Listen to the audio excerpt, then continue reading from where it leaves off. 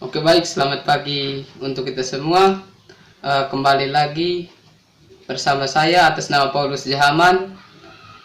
Sebelumnya saya ingin menyampaikan semoga kita dalam keadaan sehat dan walafiat dalam menghadapi pandemi COVID-19.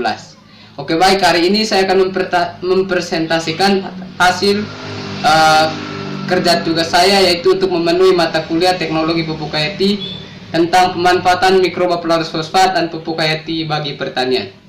Sebelum kita masuk ke topiknya, sedikit ada pendahuluan dari saya, yaitu yang pertama, perkembangan sistem pertanian saat ini yang didominasi oleh sistem pertanian dengan input luar yang tinggi membawa dampak negatif di lingkungan ekosistem pertanian maupun di luar ekosistem tersebut.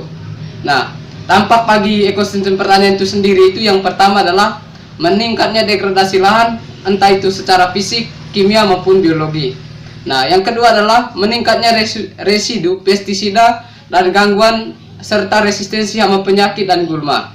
Nah, dari itu yang berikutnya itu adalah berkurangnya keanekaragaman hayati serta gangguan kesehatan bagi masyarakat sebagai akibat dari pencemaran lingkungan itu sendiri. Nah, yang berikut adalah meningkatnya gangguan kesehatan masyarakat, konsumen serta pencemaran bahan pangan yang diproduksikan di dalam ekosistem pertanian.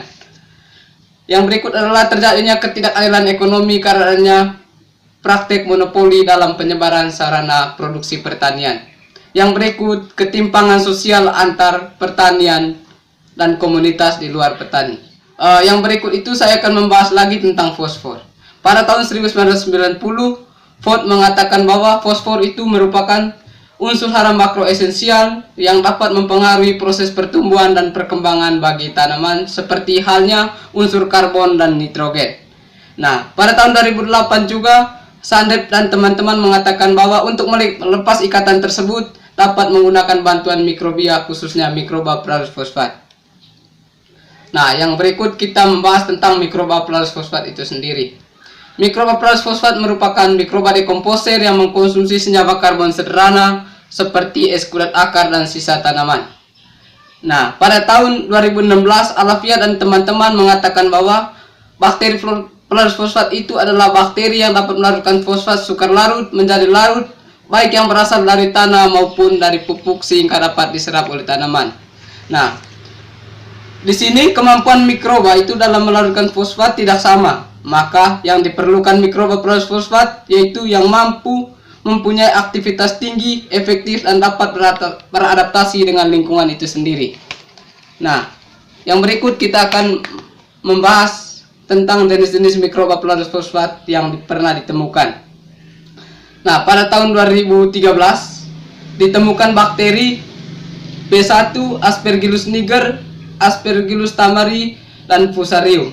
Itu menurut Sudadi pada tahun 2013. Nah, pada tahun 2016 Sukmadi menemukan mikroba pelarut fosfat, antaranya itu Corybacterium sp, Lactobacillus seminalis, Pestuteri, dan Mycorrhiza. Nah, pada tahun 2016 Alfia juga menemukan Bacillus firmus, B subtilis, B cereus, B licenformis, B polismixa, B megatherium, Azotobacter, Pseudomonas,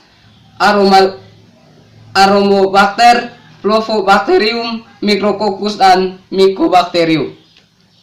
Oke, nah yang berikut kita akan membahas peran mikroba pelarut fosfat sebagai agensi pupuk hayati. Pemanfaatan mikroba pelarut fosfat merupakan salah satu alternatif untuk memecahkan masalah dalam meningkatnya efisiensi pemupukan. Salah satu faktor yang menentukan pupuk mikroba pelarut fosfat adalah jumlah mikroorganisme yang terkandung di dalamnya. Jumlah tersebut dapat berkurang karena suhu yang tinggi itu menurut Setiawati dan Mirza pada tahun 2008. Nah, peningkatan efisiensi fosfat juga berarti suatu kesempatan aplikasi antara lain biofosfat mengandung lebih dari satu fungsi kelompok mikroba, yaitu mikroba pelarut fosfat, Mycorrhiza, dan senyawa organik alami pemacu pertumbuhan tanaman. Itu menurut Alfia dan teman-teman pada tahun 2016. Oke, kita lanjut. Yang berikut adalah pemanfaatan pupuk hayati bagi lahan pertanian. Pupuk hayati merupakan pupuk dengan bahan aktif mikroba yang dapat meningkatkan ketersediaan hara bagi tanaman. Mikroba yang biasa digunakan antara lain jamur dan bakteri. Itu menurut Sudadi dan teman-teman pada tahun 2013. Nah, penggunaan pupuk KT dapat menjadi alternatif dalam mengurangi pemakaian pupuk sintetik sehingga mengurangi biaya pertanian, meminimalkan pencemaran lingkungan dan memaksimalkan hasil tanaman itu sendiri. Itu menurut Ida Nursanti pada tahun 2017. Nah, jenis-jenis pupuk KT itu yang pertama pupuk KT emas, biolestari, dan pupuk KT biofosfat. Nah, di sini saya akan membahas tentang hasil penelitian, yaitu hasil pengujian efektivitas menunjukkan bahwa seluruh produk pupuk KT yang diuji dan aplikasi dapat menghasilkan tanaman bawang merah yang lebih tinggi, jumlah umbi pertanaman yang lebih banyak, bobot basah umbi dan bobot kering umbi bawang merah yang lebih berat dibandingkan dengan kontrol. Antar perlakuan produk KT yang dicoba juga dapat perbedaan pada nilai pengamatan parameter yang diukur tersebut. Itu menurut Sukmadi pada tahun 2016. Sekian dan terima kasih.